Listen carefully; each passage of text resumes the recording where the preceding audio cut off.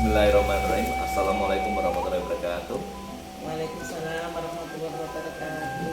Saya Bayu Kurniawan, calon guru penggerak angkatan 10. Hari ini saya akan melakukan demonstrasi kontekstual modul 3.1 pengambil keputusan dari kepala sekolah. Dalam ini ada beberapa panduan yang akan saya gunakan untuk pertanyaan pada wawancara. Nah, untuk pertanyaan wawancara kali ini yang pertama-tama oleh kepala sekolah saya sendiri. Beliau adalah Bu Mindaryati SPD MPD. Beliau adalah kepala sekolah dari SD Negeri Sidomulyo 3. Gitu Ibu? Iya. Ya. Bu Min, ini saya ada beberapa pertanyaan yang sekiranya mengganjal di hati saya yang mungkin bisa dijawab sama Ibu. Ya, ini hari ini saya juga ditemani sama Bu Dizka Nadia. Beliau adalah guru kelas 5. Beliau juga guru penggerak angkatan 10. Angkatan 9, maaf. Angkatan 9 Mbak ya. Ya. Ya. Bu, ini Bu, saya pertanyaan yang pertama. Selama ini Bu Min dapat mengidentifikasi kasus-kasus yang merupakan dilema etika atau rujukan moral. Oh iya. Kita kupas dulu. Dilema etika karo rujukan moral. Dilema etika itu kan dua keputusan yang sama-sama benar ya. Benar vs benar. Dan kalau rujukan moral kan benar vs benar. Nah, dilema etika itu misalnya sebuah keputusan sama-sama benar. Tadi pertanyaan ini dengan tadi mengidentifikasi gitu. Tentu saja kita melihat akar permasalahannya dulu.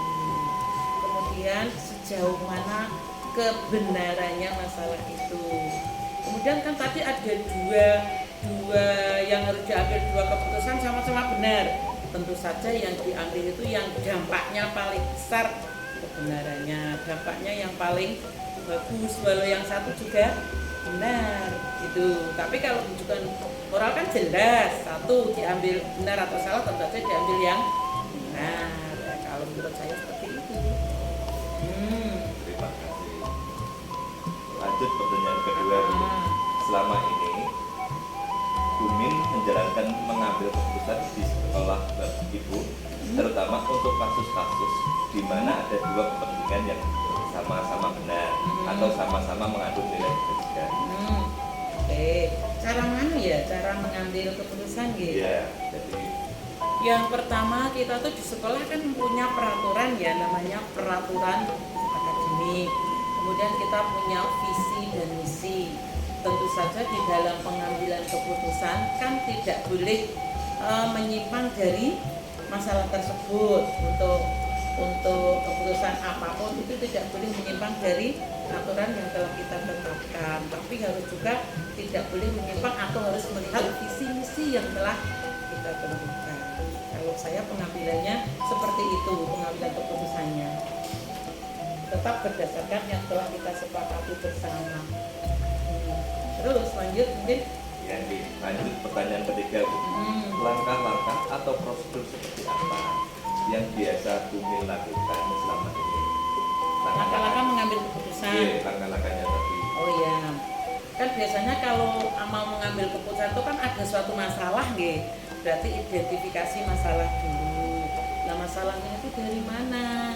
Oh, mungkin masalah itu dari sekolah atau mungkin masalah itu dari orang tua gitu. Jadi untuk mengambil keputusan itu harus dipertimbangkan bagaimana dampaknya, dianalisa lebih dalam dulu itu tentang apa. Lah nanti kita putuskan keputusan itu yang betul-betul dampaknya bagus. Kalau menurut saya seperti itu. Tapi yang utama tetap harus identifikasi masalah dulu. Kemudian kalau kok tetap orang iso tidak bisa menyelesaikan, kita minta bantuan yang senior. Kalau dari masyarakat iya yang kompeten, mungkin dari masyarakat ya kita minta bantuan tokoh masyarakat dan lain sebagainya. Pak Bayu, kalau saya itu luar biasa sekali Bu Min. Terus lanjut ke ini untuk pertanyaan selanjutnya Bu. Ya, ini merupakan hal-hal apa saja yang selama ini merupakan tantangan dalam mengambil keputusan pada kasus-kasus dilema etika. Tantangannya ya Pak ya. Oke. Tantangannya dalam mengambil keputusan dilema etika. Kalau saya untuk mengambil keputusan yang tadi ya Pak ya, yang apa tadi pertanyaannya? Dalam pengambilan keputusan pada kasus-kasus dilema etika. Nek mengambil keputusan tentu saja paling penting kalau saya lewat musyawarah, musyawarah disertai pokoknya rasa kekeluargaannya tidak boleh hilang, karena di situ nanti akan menimbulkan atau akan menghasilkan keputusan-keputusan yang betul-betul kita sadari dan akan kita lakukan dengan sepenuh hati karena sudah didasari dengan musyawarah mufakat. Kalau saya itu lanjut Bu. oh ya. Untuk pertanyaan ke-6 ini, apakah bumi memiliki sebuah tata kelola atau jadwal tertentu dalam sebuah penyelesaian kasus dilema etika? Apakah bumi sendiri langsung menyelesaikan masalah itu di tempat atau memiliki jadwal tersendiri dalam menyelesaikan masalah tersebut? Oh gitu. Itu ya tetap dilihat masalahnya ya Pak Bayu ya. Kalau masalah itu banyak besar masalahnya, tentu saja harus membuat jadwal toh, karena kan luas ya cakupannya. Tetapi kalau mudah, ringan, ya diselesaikan saat itu juga. Tapi kalau sulit, tentu saja ada jadwal, nanti ada juga minta bantuan yang kompeten seperti tadi. Kalau saya gitu, kalau masalah kecil saya sama Pak Bayu masalahnya Bu ini tidak bisa apa dikit langsung. Tapi masalahnya menyangkut hal-hal yang banyak, kayak kita tentukan jadwal. Seperti itu kalau saya. Luar biasa. Yo lanjut, masih banyak kan? Ya, ini kurang dua lagi Bu. Oh gitu ya. kurang dua lagi. Jadi ayo. dibuat ini terbuka aja biar kita santai ya. Apa ayo. Ya. Adakah seseorang atau faktor-faktor apa yang selama ini mempermudah atau membantu Ibu Mindaryati dalam mengambil keputusan dalam kasus-kasus dilema etika? Wah, tentu saja ada. Tentu saja kita membutuhkan orang-orang yang senior. Contoh, dilema etika itu betul-betul benar dan benar. Tapi kok sulit, kita ngundang pengawas misalnya untuk membantu menyelesaikan, guru-guru yang senior misalnya. Pokoknya kita minta bantuan orang-orang yang berkompeten, yang lebih pandai dari saya lah, agar semuanya bisa berjalan baik. Kalau saya gitu, karena tidak ada orang itu yang sempurna ya Pak Bayu, pasti membutuhkan orang lain seperti itu. Luar biasa sekali Bu jawabannya. Nah, ini pertanyaan yang terakhir Bu. Pak, dari semua yang telah disampaikan, pembelajaran apa yang dapat Ibu Min petik dari pengalaman Ibu dalam mengambil keputusan dilema etika? oh gini, pengalaman ya tadi ya. Yeah. Pengalaman saya dalam memimpin sebuah sekolah ya, peraturan semua itu harus ditegakkan. Pada dasarnya gitu loh Pak Bayu. Semua peraturan itu harus ditegakkan. Contoh, kok terlambat terus, itu kan berarti ada teguran ya.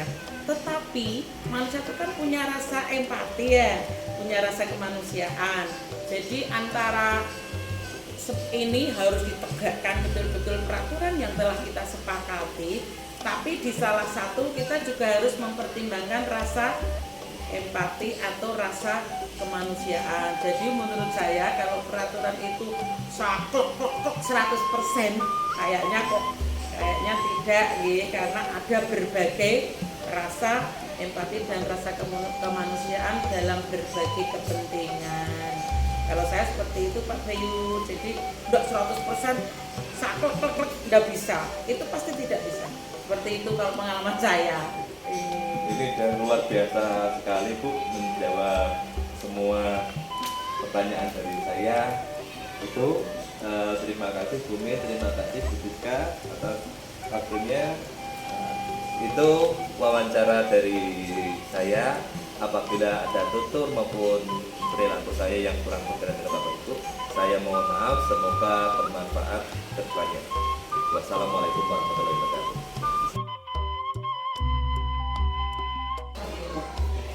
Assalamualaikum warahmatullahi wabarakatuh.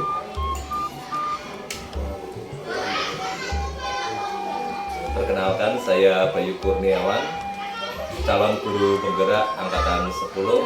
Hari ini saya akan membandingkan wawancara untuk dilema etika pada modul 3.1, di mana sekolah yang akan saya bandingkan adalah dari SD Susuan 01.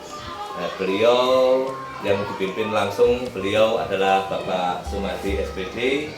Beliau adalah kepala sekolah SD Negeri Susuan 1. Selamat siang, Pak. Ini ada beberapa pertanyaan menyangkut permasalahan yang biasa terjadi di sekolah, yaitu tentang pengambilan keputusan berbasis nilai-nilai kebajikan sebagai pemimpin. Ya. Yang pertama, untuk pertanyaan pertama, Bapak, yang ingin saya tanyakan adalah bagaimana Bapak Sumadi mengidentifikasi kasus-kasus yang merupakan dilema etika atau rujukan moral yang selama ada di Susuan 1. Kasus-kasus yang ada di SD Susuan 1 ya, kita telusuri dulu karena masalah yang menyebabkan terjadinya kasus ya, Pak. Oh, ditelusuri dulu ya, Pak ya. Apa yang menyebabkan Biasanya itu kejadiannya apa aja kalau di sekolah? kalau di sekolah itu kaitannya dengan kedisiplinan dan pemimpin. Oh, disiplin sama bullying ya, Pak ya. Misalkan tadi disiplinan dalam hal berpakaian ketika mengikuti kegiatan di sekolah, upacara itu ada beberapa yang sering tidak bisa tertib, itu kita kawani supaya dari waktu ke waktu itu bisa berkurang, supaya bisa semuanya disiplin seperti yang dibuat dalam aturan tersebut. Kalau masalah sebelumnya ini juga seringkali meskipun sudah sering diingatkan baik di kelas maupun ya ketika pada upacara-upacara di sini, tapi pada kenyataannya memang masih banyak yang melakukan sehingga tidak bisa satu kali atau kali peringatan. Tetap setiap saat kita peringatan supaya ini tidak terjadi di sekolah. Tapi kalau permasalahannya itu untuk kesiswaan, apakah ada permasalahannya, Pak? Mungkin gurunya atau warga sekolah?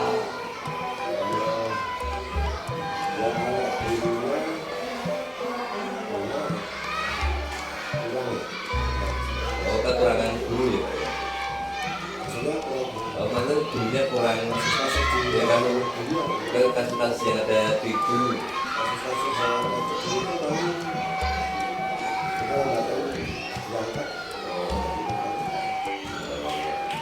Nah, untuk pertanyaan kedua, Pak, ini masih mengacu pada pertanyaan yang pertama. Untuk selama ini Bapak Sumadi dalam mengambil keputusan itu adakah yang menyangkut kepentingan sama atau mengatur kepentingannya itu menyangkut sama atau pribadi?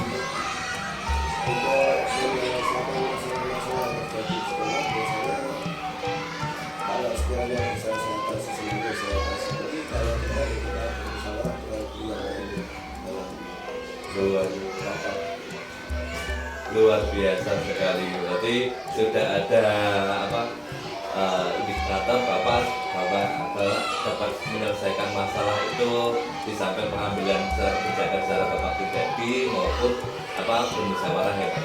ya, supaya mengurangi dampak buruk yang mungkin timbul ketika kita selesai sendiri, mungkin ada beberapa hal yang perlu kita kembangkan. Ini masukan-masukan dari teman-teman ini bisa kita jadikan kita untuk yang besar. Luar biasa, bijak sekali. Nah, tentunya kalau tadi dalam kasus-kasus tadi, langkah-langkah yang biasanya Bapak lakukan dalam mengambil keputusan tadi, Misalnya terjadi kasus-kasus yang ada di sekolah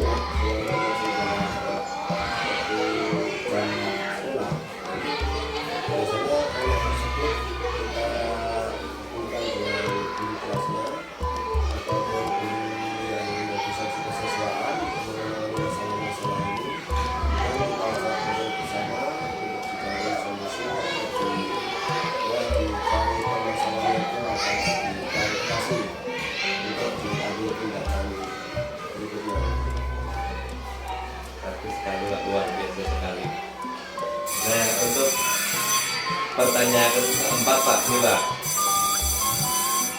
yang Bapak Sumardi anggap efektif dalam mengambil keputusan, cara efektifnya bagaimana? Secara mengambil keputusan yang secara efektif ya setelah kita mengetahui permasalahannya kita ambil keputusan itu. Langsung di tempat atau masih kayak tadi ada musyawarah tertentu? Nah, kalau misalnya masalahnya itu tidak terlalu berat, ya tidak perlu melibatkan pihak-pihak lain, ya langsung kita ambil Keputusan keputusan. lanjut. Kalau harus karena misalnya harus melibatkan pihak-pihak lain, ya kita tetap bersama. Kita bersama mencari solusi untuk masalah-masalah yang terjadi. Luar biasa Pak, ini masih ada beberapa pertanyaan Pak. Nah, pertanyaan lanjutan ini tantangannya Pak, ini berkaitan tadi kan Bapak sudah menyampaikan tentang keputusan bagaimana yang terjadi. Nah, ini tantangannya, apakah ada kesulitan waktu Bapak mengambil keputusan itu Pak? Untuk mengambil keputusan terhadap kasus-kasus yang ada di sekolah, setelah kita musyawarah ya nggak ada. Kemungkinan Makanya kita harus mengajukan pihak-pihak yang terlibat itu karena untuk membutuhkan waktu dan ya pembicaraan khusus harus ketemu dengan pihak-pihak yang berarti harus ketemu. tidak harus sekali waktu bisa langsung selesai. Oh, baik. Nah, pertanyaan lanjutan Pak. Nah, ini berhubungan tadi yang Bapak jawab. Ini berhubungan tentang apakah ada tempat atau jadwal khusus waktu Bapak terjadi permasalahan yang mungkin melibatkan banyak orang Pak. Oh, kalau untuk menangani kasus-kasus yang terjadi di sekolah, jadi kita harus menentukan waktu, kapan bisa kita ketemu, kerja secepatnya, kemudian kita jadwalkan dalam waktu yang sempurna. Oh, gitu Pak. Luar biasa. Ini tinggal 2 pertanyaan lagi Pak yang masih mengganjal ini buat pembanding saya. Nah, kan tadi udah waktu jadwal sudah ditentukan. Nah, mungkinkah Bapak melibatkan orang lain dalam membantu Bapak dalam mengambil keputusan itu Pak? Ya, kita mengajak orang-orang yang terlibat tersebut juga kita melibatkan guru yang senior yang sekiranya bisa diajak untuk bicara dalam menyelesaikan masalah. Ya, pendapat dari guru yang ada di sekolah ini juga kita tampung bisa menyelesaikan masalah itu. Itu luar biasa. Nah, tentunya sebenarnya tadi itu Bapak sudah menjawab semua komponen yang ingin saya tanyakan Pak. Nah, ini untuk endingnya Pak, pertanyaan terakhir. Nah, ini dari permasalahan tersebut tentunya Bapak akan menikmati hasilnya. Nah, dari pembelajaran yang Bapak Sumardi dapat setelah menyelesaikan masalah itu, Pembelajaran ya perasaannya Bapak mungkin oh ya, kita ketika menghadapi suatu permasalahan dan kita bisa mengambil kesimpulan keputusan itu kita rasanya senang dan harapannya anak-anak atau guru yang mengalami masalah tersebut bisa memperbaiki kesalahannya. luar biasa sekali Pak Sumardi.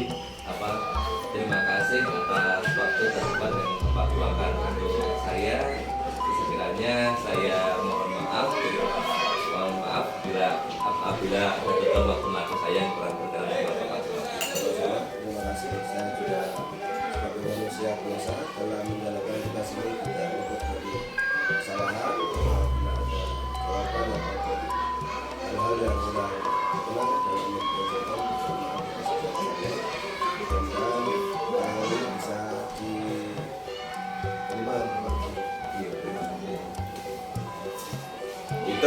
hasil wawancara saya pembanding dilema etika di SD Sesuan 1. Wassalamualaikum warahmatullahi wabarakatuh. Waalaikumsalam warahmatullahi wabarakatuh.